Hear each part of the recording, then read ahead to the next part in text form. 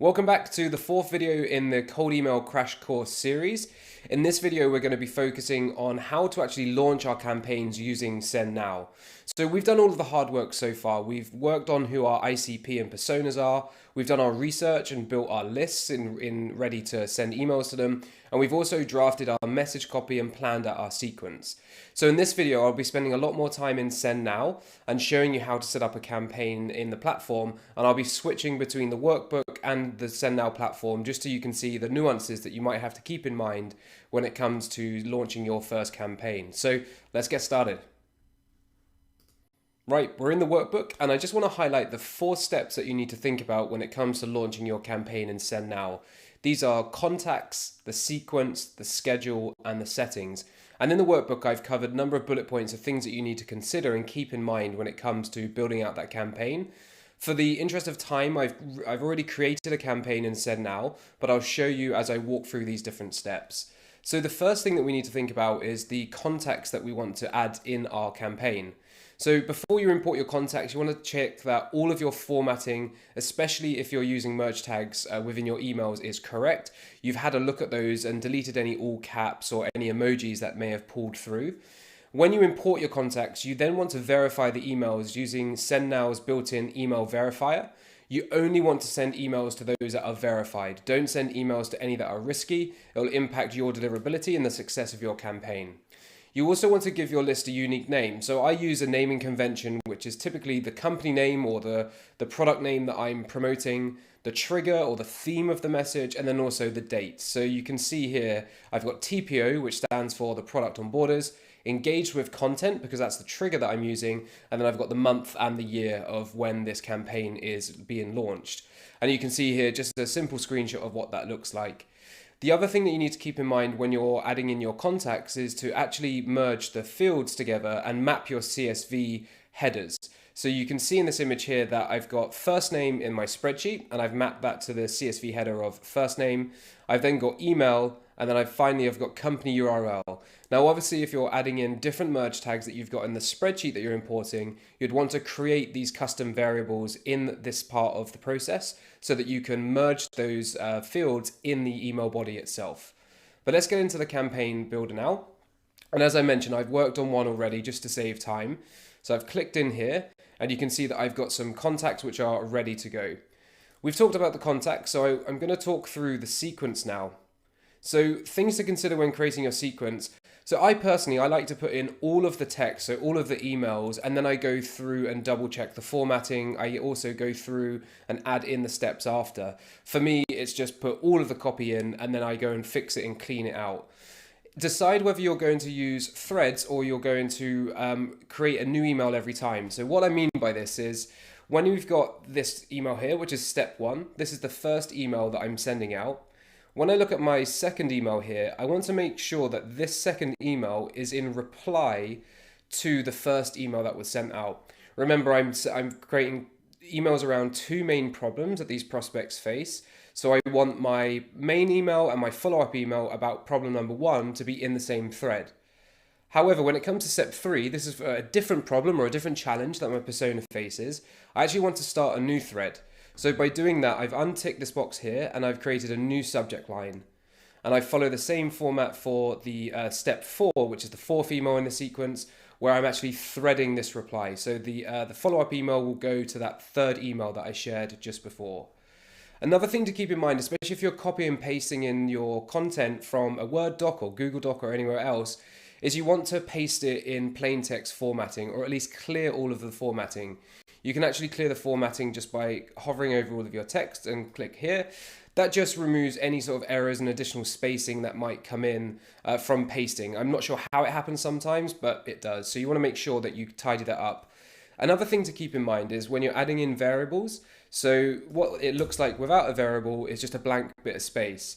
But I can click add variable in email, click first name, and I just want to make sure that there's no extra space here or a few extra spaces beforehand as well. The main reason for this is to make sure that people don't think that this is obviously a cold email that they're receiving. So when you do have a look at all of your emails, paste in your copy in plain text and then go through and check each of the emails. I personally always send a test email to myself, so let's have a quick look at how to do that. So I'm going to click send a test email. I'm going to choose which email account it's going to come from. So that's the product and borders. And I'm just going to send it to this email address of mine, .co.uk, send test email. And then within a minute or so, it should be in my inbox. It's already here. So what am I looking for when I'm checking this email? Well, first of all, I want to see that the spacing is correct when it comes to the merge tag. I want to see how the line breaks look and if there's not any additional formatting. I want to make sure that all of the text is the same size, the same color, but because I've removed that formatting and I'm sending it as plain text, that usually isn't an issue. And lastly, I want to see if the unsubscribe text has been added as well, and I'll show you how to add that later in this video here. So this email looks good for now, and what I do is, and what I've done previously is I've tested all of these different emails and sent a different version to these emails to myself, just to make sure that they are looking and working correctly. So the last thing when it comes to the sequence to think about is the delays that you want to add in before each step. So in this case, this email is going to be sent out, and then I'm going to wait for 2 days and then send the second email. After the second email, I'm going to wait for 6 days before sending the third email. And you can do these here, you can edit these here by saying wait for 2 days. I can put in 3, or I can add, or I can just reduce that down to 2 because that's what it was before. And I can simply just click anywhere else and it's going to save that setting there as well.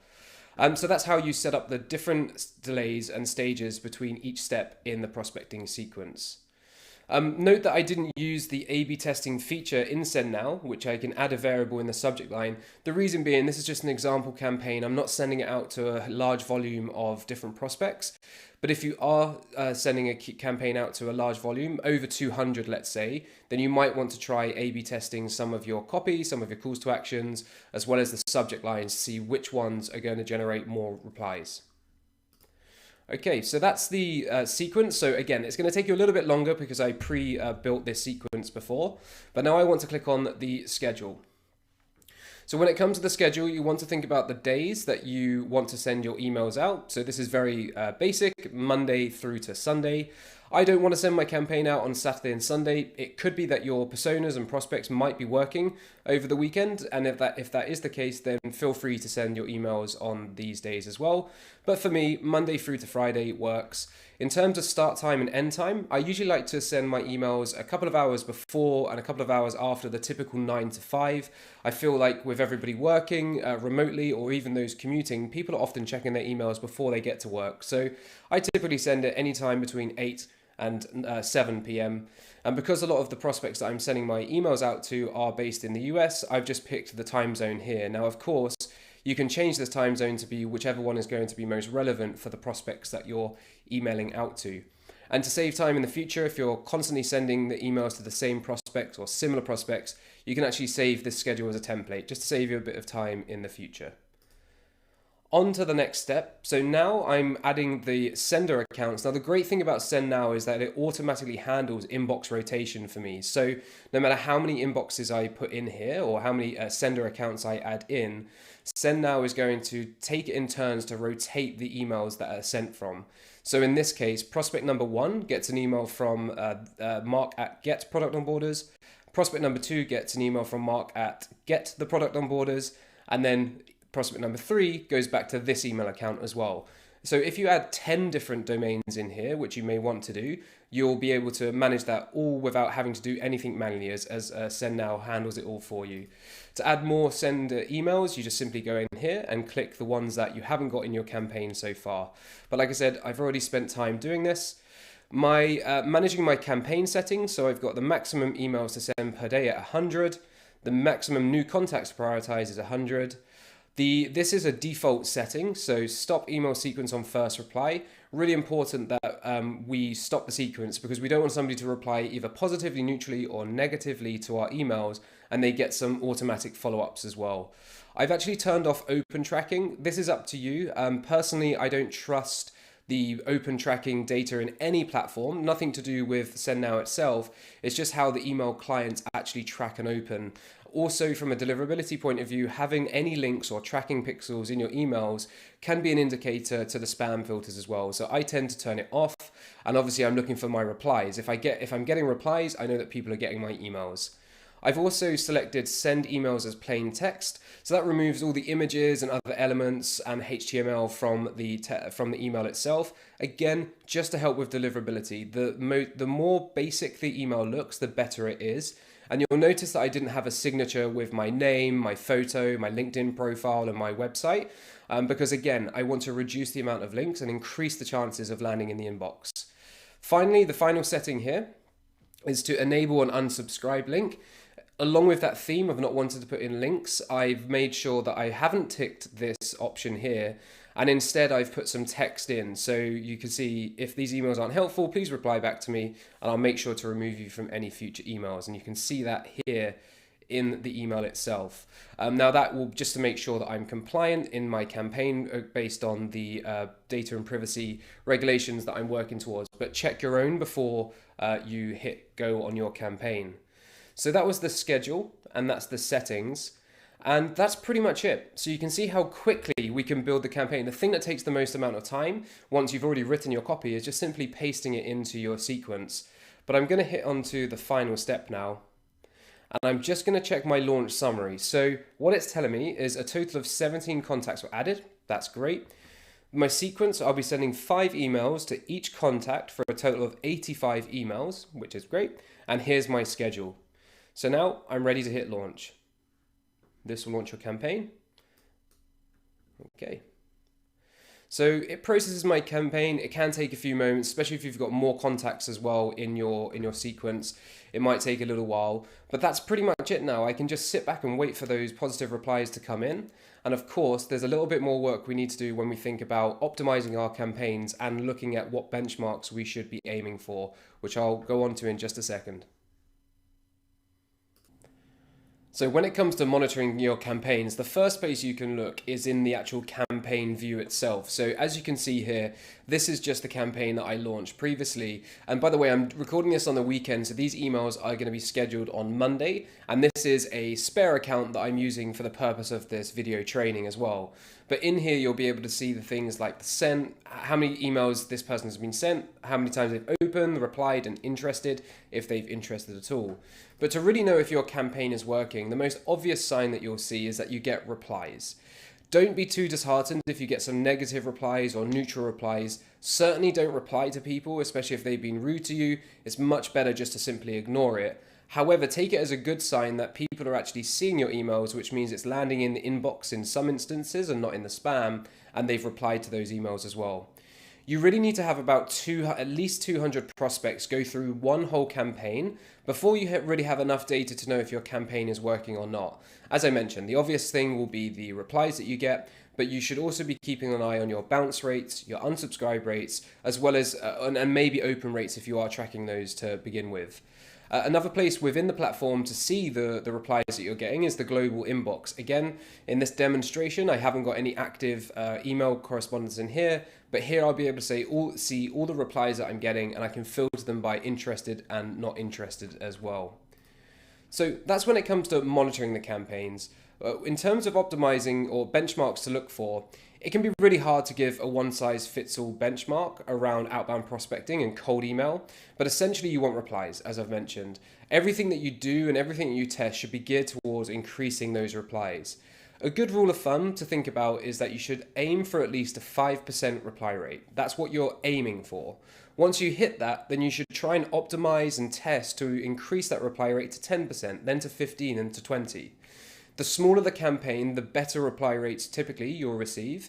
And if you've followed all the instructions in the workbook, then you should be able to get some of these replies and achieve the 5, the 10, and maybe even the 15% as well. The key thing here is the list building and the research you've done on your persona, and then finally the messaging as well. Please note that open rates are inaccurate, so you should turn those off. Tracking is SendNow. Again, that's not limited to SendNow. It's just any open rate tracking in any platform just isn't 100% accurate and enough for you to rely on really as well. When it comes to bounce rates, you should keep those as low as possible, especially if you're double verifying the emails, which you're able to in SendNow, but they should not exceed 3% as well. And if it does, these bounce rates do bounce, then you need to revisit your lead research process and make sure that you're finding verified emails only. So Lastly, we're going to talk about the optimization of your campaigns. So if you followed the workbook to this point, you've done a pretty good job of ticking off as many boxes as possible when it comes to setting up a campaign correctly. However, you always want to look for improvements, and in this section, we'll share some of the most common optimizations that you can try. The biggest improvements in your cold email campaigns will be when you constantly test new approaches. A campaign that worked last month doesn't necessarily mean it's going to work next month as well, so always be testing. There are two main triggers or levers that you can pull when it comes to testing. And the first is to adapt your targeting. So if you're not getting the positive replies, then perhaps you're sending your emails to the wrong person or the wrong type of people in the first place. So even though you spent time working on your ICP and personas, you might need to spend a little bit more time exploring whether your assumptions were correct. One way that you can do this is actually have conversations with these personas to find out whether your hypotheses and whether your findings are correct by simply asking them. I'm sure there's going to be some people within your network or extended network that would be able to help you out with this as well. Additionally, you might want to try a different trigger to see if you can increase your reply rates as well. As I shared in the previous video, there's over 30 different triggers for you to try, and perhaps the one that you used to begin with just wasn't the right trigger for you to use in your campaign. Finally, you can test new messaging. So if you're confident about your targeting and the research that you've done in your ICP and personas, then testing your messaging is a good idea at this point. But remember not to make too many changes at once, because it'll be hard for you to work out which change actually made the difference when it came to getting more replies and more positive replies.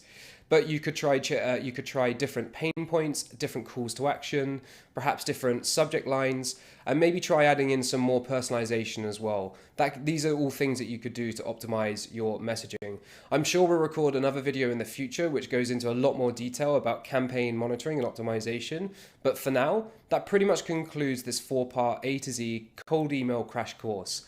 The last thing I want to show you in the workbook is the appendix. So here, there's a bunch of additional resources, such as an example sequence plan. We've got an initial email checklist for you to work through as well, and then some space for you to create your messaging theme for your campaign, as well as the draft emails that you want to send in your campaign. It's totally fine if you want to create this in your own document, but we thought we'd at least give you the opportunity to copy and paste it out of here. And then lastly, I've shared my whole process and message theme for the product on borders campaign that I've used as an example throughout this whole course. And of course, all of the emails that I've used as well. Now, I hope no one copies and pastes these exactly and sends it to their prospects unless you're doing the exact same service as me. That's just not going to work for you. But hopefully this gives you the inspiration that you need. And if you have any additional questions, you can join the Facebook group here with the SendNow Cold Email Playbook. I'm going to be in here doing my best to actively answer questions, and perhaps we'll host some AMA sessions as well. But in the meantime, join the group. If you have questions, put them in here, and I'll do my best along with the SendNow team to reply as quickly as we can. Thank you and good luck. Take care.